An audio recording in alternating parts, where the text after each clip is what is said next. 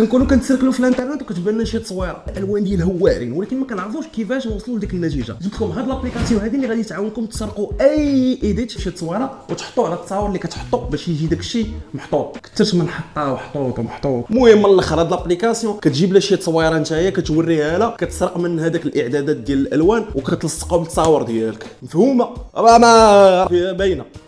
والشرح ديالها راه ساهل بلا ما نشرح. قبل ما ندوزو للشرح، باش تيليشارجي هاد لابليكاسيون ما عليك غير تدخل لجوجل وتكتب DDG وتدخل لهذا الموقع، من بعد تجي في البحث وتكتب هذا الكود، يخرج لك هذا المقال، تدخل ليه وتهبط لتحت، غادي تلقى جميع التفاصيل اللي متعلقه بهاد لابليكاسيون وحتى رابط التحميل بشكل مباشر. من بعد ما كتدخل لابليكاسيون كتفتحها، كتكليكي هنايا ومن بعد كتجي الباليت هنايا وكتختار التصويره اللي بغيتي تاخذ لها لي كولور ديالها. من بعد كتختار التصويره ديالك وهو ديك الساعات كيابليكي لك لو ستيل. الا عطاك شي حاجه ما مريقلاش كتبقى تبدل في هاد لي مود حتى كطيح في النتيجه اللي بالنسبه لك مناسبه. واحد الحاجه ضروريه، ماشي اي تصويره تقدر تاخذ لو ستيل ديالها، ماشي انت عاطيه تصويره مثلا ديال الطبيعه مفتوحه وعتعطيها التصويره ديال كمارتك وبغيتي صايبه لك مزيان، لا، كتقلب انت على التصويره اللي قريبه للشكل ديال التصويره اللي انت مصور باش هكا النتيجه كتكون مزيانه. يلا انا نعوج، دير لايك وبارطاجي معاك الفيديو ان شاء الله.